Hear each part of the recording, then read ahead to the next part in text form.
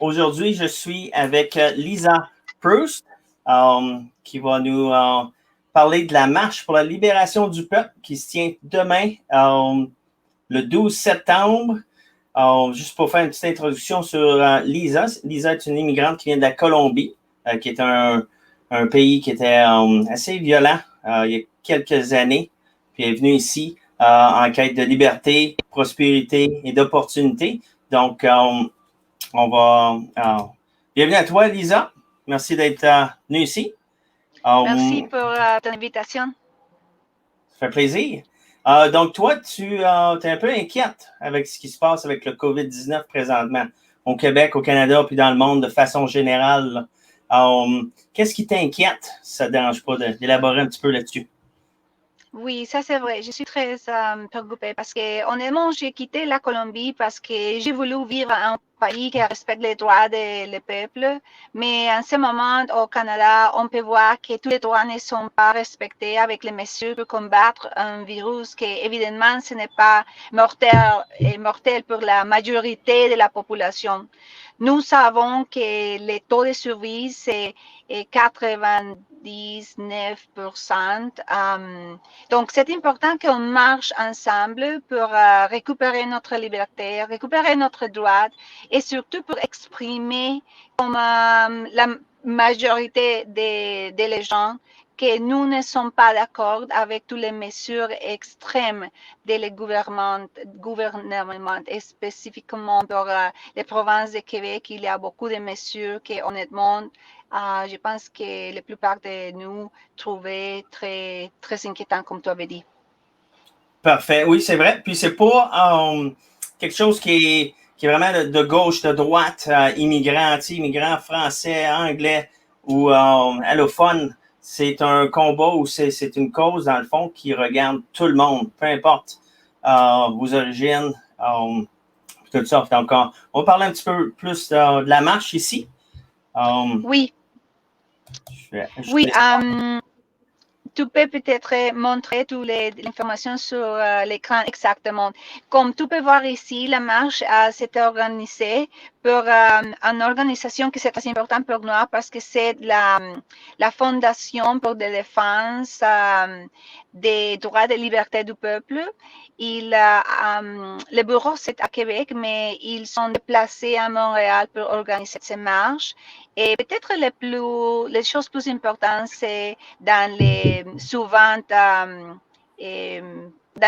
écrans, parce qu'on doit remarquer que nous sommes en train de faire une marche que c'est très passible et nous souhaitons la police. C'est très important pour nous aussi. Donc, tu es en faveur de la police. Tu ne veux pas retirer le financement des autorités policières. Selon toi, ils font du bon travail. C'est difficile d'être un policier. Puis, il faut les respecter, si je comprends bien. Exactement. Et c'est la même chose quand nous étions à Ottawa.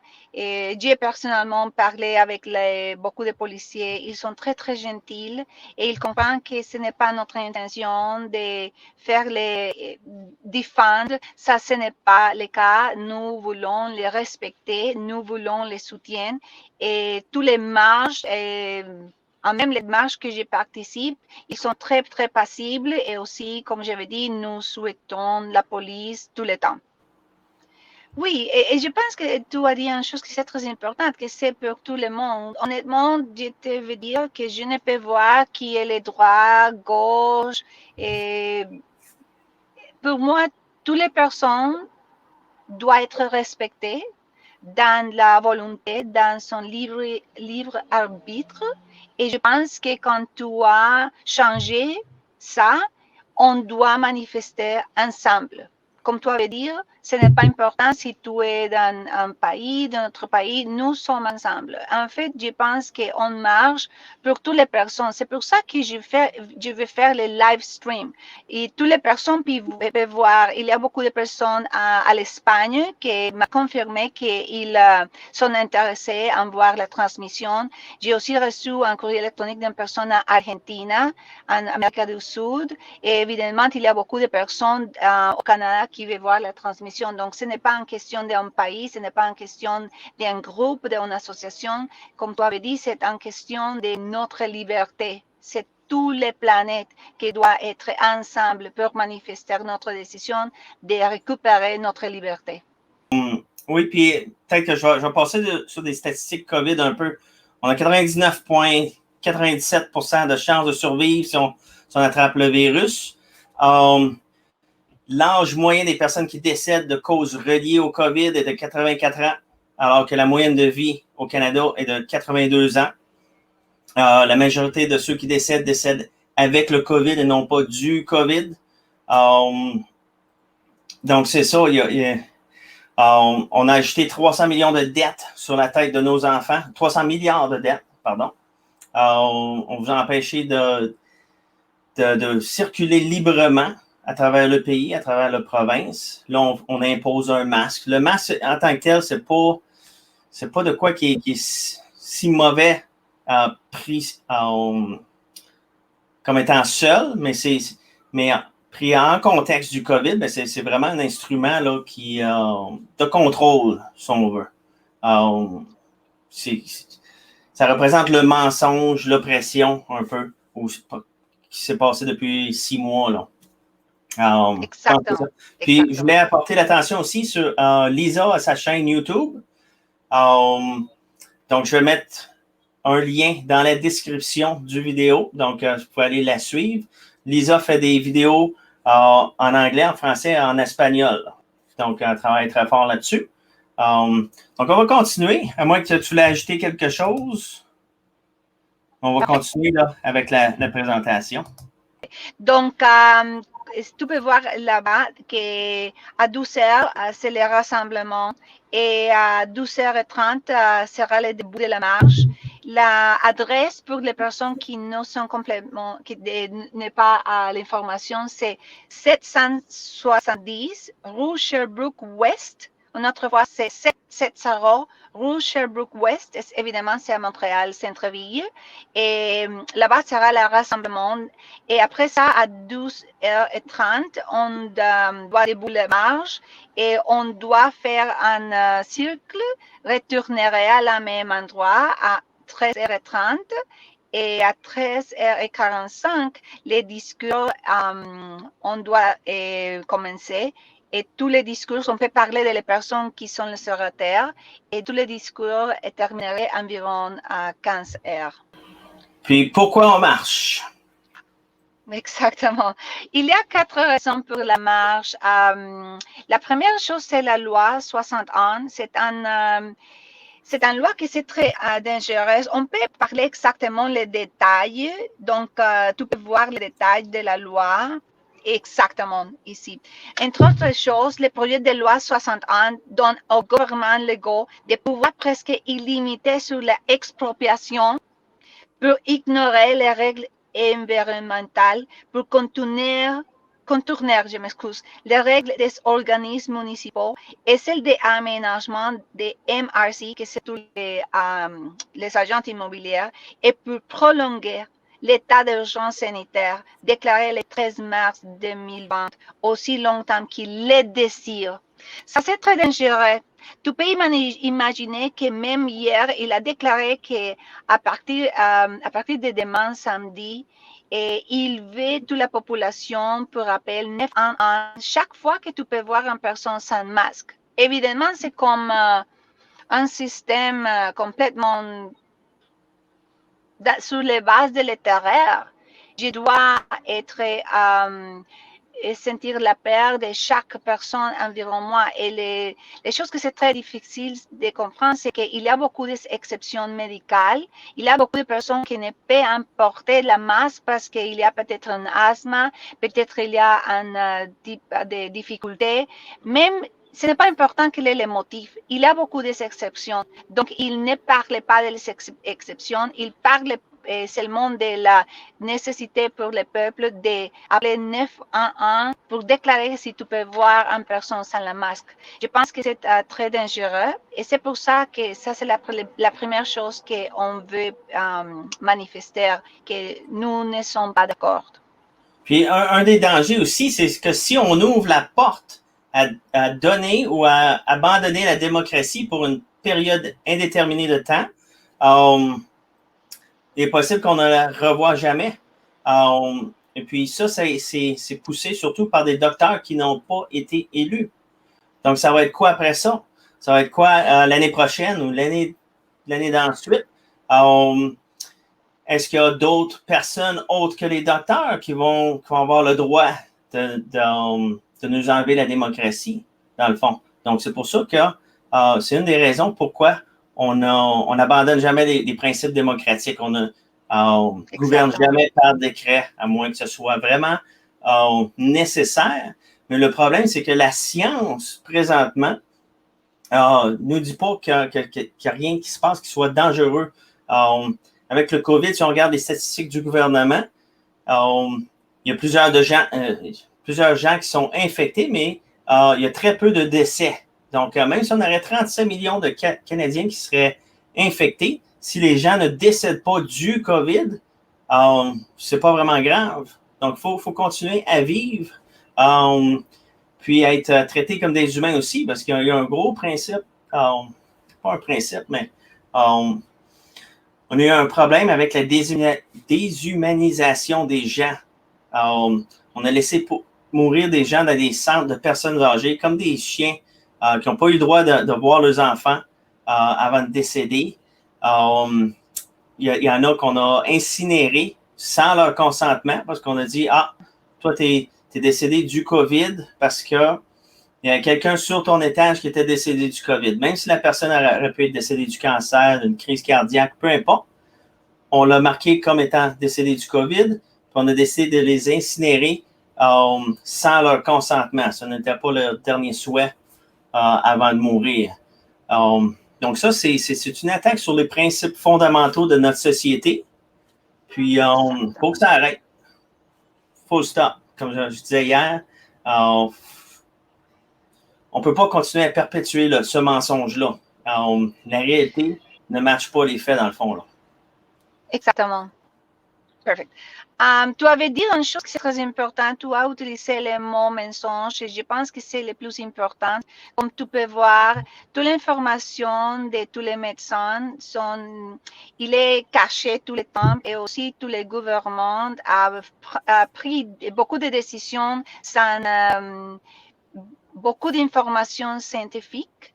Tous les médecins ont dit qu'il y a une chose qui c'est très facile pour utiliser, que c'est, je dois en anglais, je m'excuse, hydroxychloroquine, HCQ, que c'est le cœur, que c'est très facile, que environ 3 ou 4 jours après de prendre sa chose, tout sera complètement parfait. Donc, il y a beaucoup de mensonges, comme tu avais dit. En exagération, c'est comme tu avais dit aussi, une déshumanisation et surtout, même Fauci, qui c'est un homme très important aux États-Unis, il a dit que ce n'est pas possible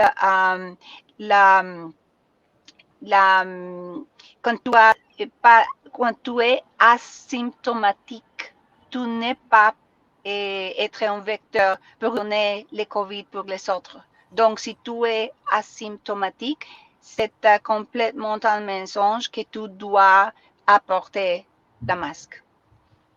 Effectivement. Donc, si vous êtes asymptomatique, vous n'êtes pas un vecteur de contagion. Présentement, on n'a pas de vaccin.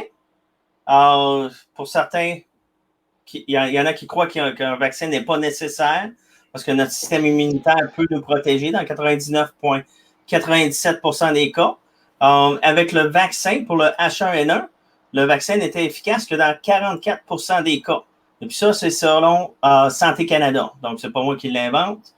Ensuite de ça, on avait pour le SARS-CoV-1, en anglais, là, je pense que c'est le SARS en français. Il n'y a jamais eu de vaccin. Puis là, ça, c'est le SARS-CoV-2. Donc, c'est une nouvelle itération. Donc, je ne sais pas comment que les gens peuvent s'attendre là, à ce qu'on développe un vaccin là, très, très, très rapidement puis que ce soit effectif. Mais c'est ça. On va passer au masque obligatoire. Je ne sais pas si tu veux élaborer un petit peu là-dessus. Oui, la deuxième chose que c'est le propos de la marche, c'est dire non à la masque obligatoire, comme on avait parlé, et comme toutes les personnes peuvent sentir, c'est en fait en façon de déshumanisation. Les visages, c'est très important pour la communication. La tendresse, l'amour, la connexion, l'amitié, toutes les choses qui sont positives de notre émotion, on les exprimait sur le visage. Donc, le masque obligatoire, c'est une chose qui est très dangereux, particulièrement pour les enfants entre les 0 et les 7 ans, comme j'avais dit beaucoup de temps. C'est la fondation de le développement de son ses émotions, de toute la psychologie et toutes les choses que tu veux dire avec l'utilisation des masques pour lui et aussi pour les parents, c'est qu'il doit sentir la peur. Je pense que c'est pour ça que les masques obligatoires, en particulier pour les enfants, sont très, très dangereux. Et la troisième chose qu'on veut manifester, c'est contre les vaccins mandatoires. Comme tu avais dit, c'est une chose très dangereuse aussi parce que normalement, selon l'histoire des vaccins, c'est nécessaire entre 10 jusqu'à 15 ans pour développer un nouvel vaccin. Mais en ce cas, tous les gouvernements disent que c'est possible pour développer un vaccin en moins de 6 mois. Évidemment, c'est une chose qui c'est un peu bizarre et aussi pourquoi un vaccin de Bill Gates, comme tu peux remarquer, il est simplement une personne qui il a dédié toute sa vie sur les ordinateurs, donc c'est complètement bizarre qu'il ait une bonne partie des vaccins, tous les vaccins qu'il a fait pour l'Afrique, c'est avec beaucoup de mauvaises conséquences, environ 500 000 enfants ont été paralysés comme le résultat de son vaccin contre le polio.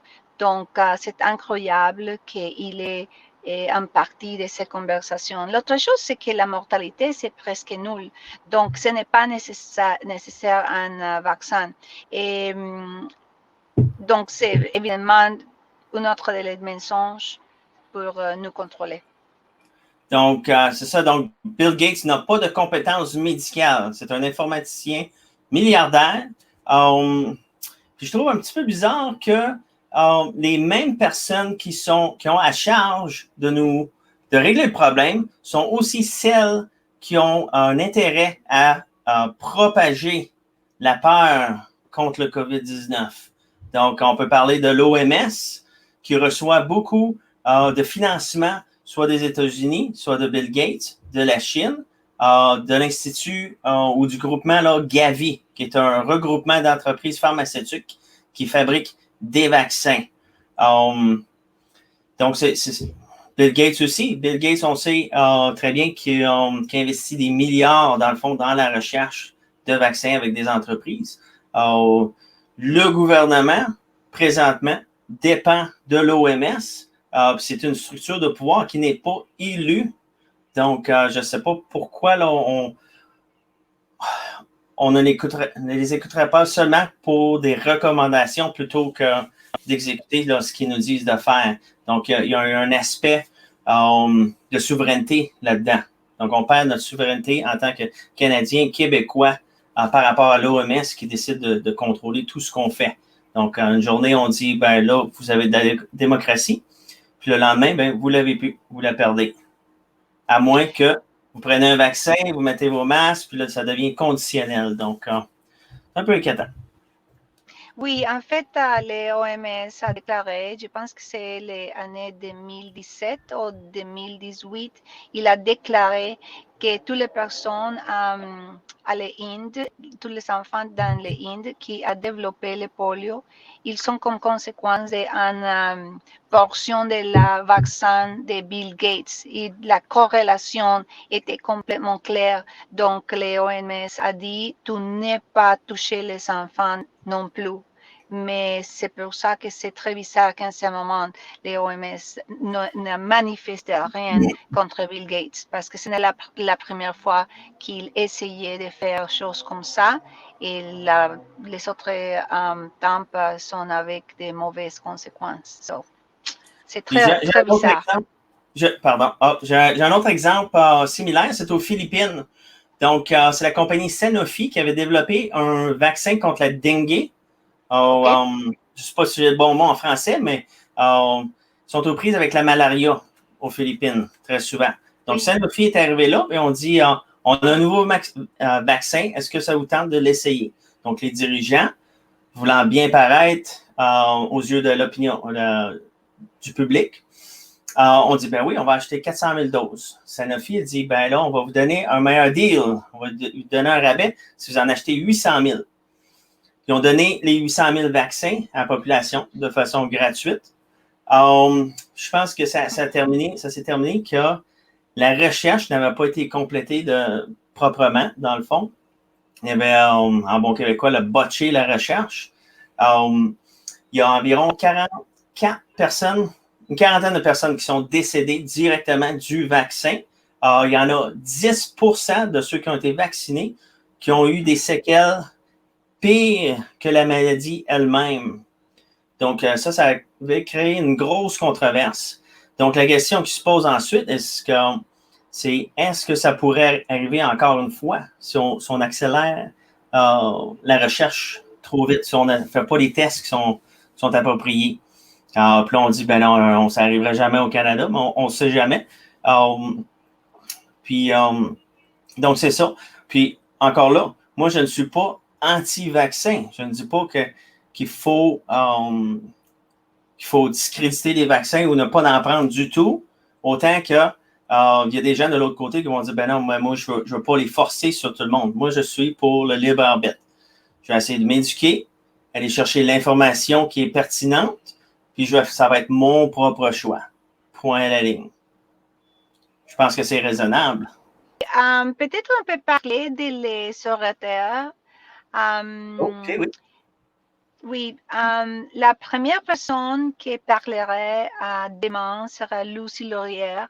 C'est une actrice et aussi une activiste. Elle a été très présente dans tous les mouvements, toutes les manifestations. Il est magnifique et évidemment, elle sera la première personne.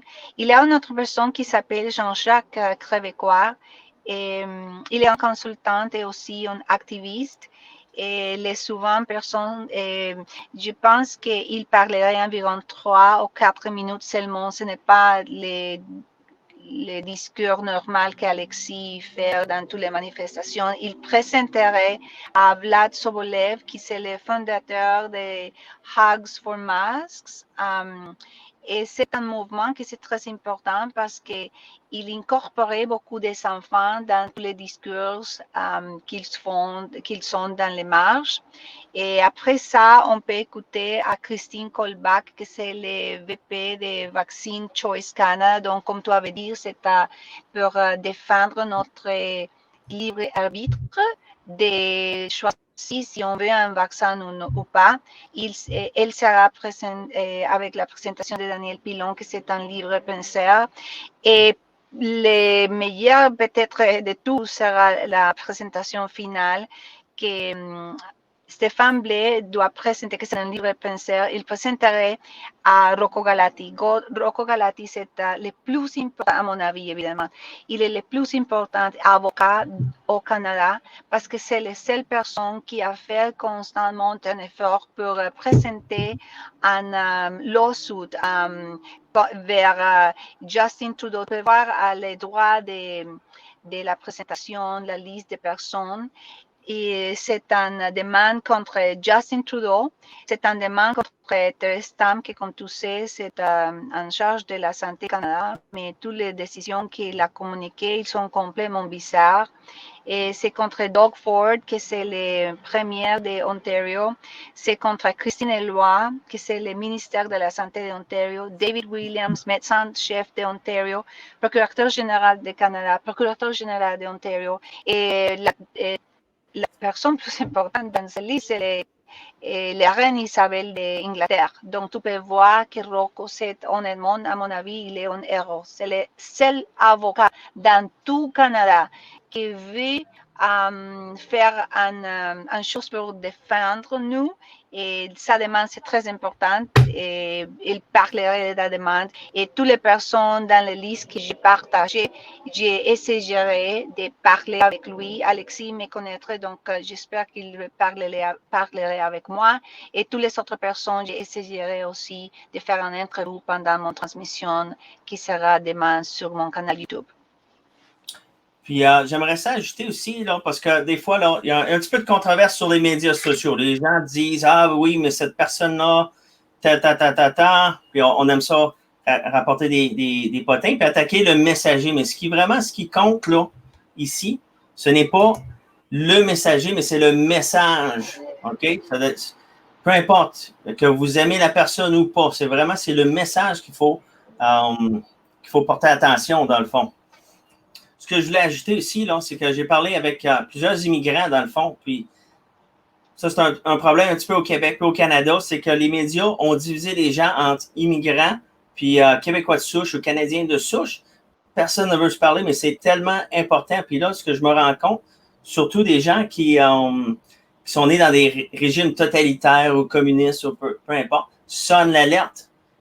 Puis les Québécois, mais les Canadiens, il y en a plusieurs qui dorment au gaz. Parce que nous, dans notre société, on n'a jamais eu à se défendre ou à faire l'argument comme quoi que la démocratie, la liberté d'expression, la liberté de mouvement étaient des choses importantes. Donc, c'est des choses qui sont évidentes pour nous. Puis là, ben, ces principes-là, ces valeurs-là sont sous attaque. Puis, il n'y a personne qui est à la maison pour les défendre, dans le fond. Il n'y a personne qui est capable de faire l'argument. Puis, qui sait reconnaître le totalitarisme, dans le fond, ou le communisme, ou tous ces régimes-là, comment ils ont fait pour s'installer au pouvoir. Il n'y a personne qui est capable de le reconnaître, puis de mettre le poing sur le bobo, dans le fond, là, ou le doigt sur le bobo. Donc, c'est ça, pour ça que c'est important, si vous êtes Québécois de souche, immigrant, peu importe, anglophone, francophone, c'est important de se connecter, s'il ne reste pas grand temps. Puis je ne veux pas être trop alarmiste, mais c'est là où on en est, ça. Oui, ça c'est vrai. Est-ce que tu veux faire un mot de la fin? Oui, je vais dire seulement que ce soir à 8h, 20h, je serai sur mon canal YouTube avec une session en direct pour questions et réponses en relation de la marche demain à Montréal.